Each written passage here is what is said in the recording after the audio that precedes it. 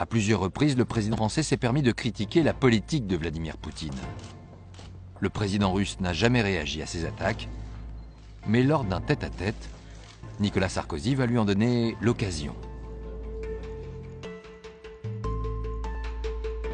Nicolas Sarkozy, très sûr de lui, commence à dire « Avec moi, on va parler des sujets qui fâchent, il n'y aura aucun sujet tabou. Les centaines de morts en Tchétchénie, pour moi, c'est inadmissible. Ania Politkovskaya, la journaliste russe assassinée, pour moi, c'est inadmissible. »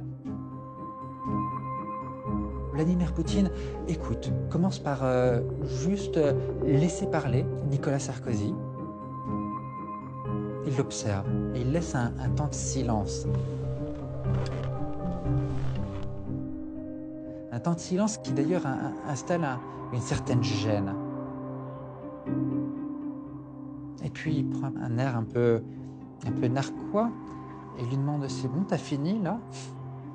Sarkozy « Oui. » Bon, alors je vais t'expliquer. Tu vois, ton pays, il est comme ça. Mon pays, il est comme ça. Alors maintenant, de deux choses l'une. Ou bien tu continues sur ce ton et je t'écrase, ou alors tu arrêtes de parler comme ça et tu verras, tu viens juste de devenir président de la France, mais je peux faire de toi le roi d'Europe.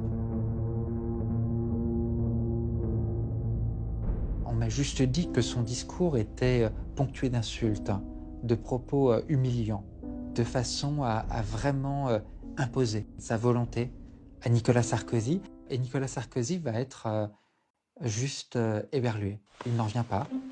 Et Nicolas Sarkozy va avoir du mal à s'en remettre. Il est encore sous le choc de cette conversation lorsqu'il se présente à sa conférence de presse. Mesdames et messieurs,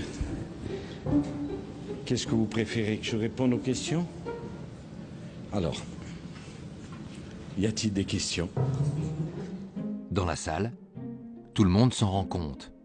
Et les journalistes s'amusent à penser que la rencontre avec Vladimir Poutine a été un peu trop arrosée de vodka. Les commentateurs de l'époque avaient oublié que Vladimir Poutine, lui, ne boit pas ou pratiquement pas, et Nicolas Sarkozy non plus d'ailleurs. On a eu cette interprétation sur la soi-disant ivresse de Nicolas Sarkozy, alors qu'il était en fait simplement KO debout du fait de l'humiliation que venait de lui infliger Vladimir Poutine. Nous avons évoqué tous les sujets, la Tchétchénie, la journaliste,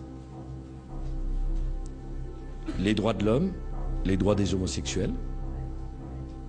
Nous l'avons fait calmement, sereinement, mais je l'ai fait sans aucune agressivité.